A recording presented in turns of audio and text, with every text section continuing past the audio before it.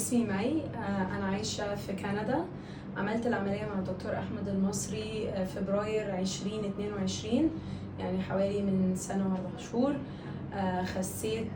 كنت عاملة العملية وعندي 94 كيلو.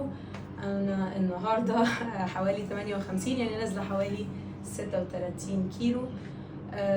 انا جيت مصر زياره الفتره دي، وقلت لازم اجي اسلم على الدكتور احمد والتيم بتاعه، لان هم فعلا ادوني حياه جديده، وادوني يعني opportunity ان انا اعيش حياه صحيه اكتر. التيم بتاعه كله، دكتور لبنى طبعا ودكتور هبه من اوائل الناس اللي كانوا على طول مستلمني بالمتابعات. وعملت كل متابعاتي اونلاين في الخارج، ده كان السبب الاساسي اللي خلاني اختار عياده الدكتور احمد المصري ان انا اعمل معاه. وانا بجد مبسوطه قوي ان انا وصلت للنتيجه اللي انا فيها دي، واشجع اي حد يعملها مع الدكتور احمد.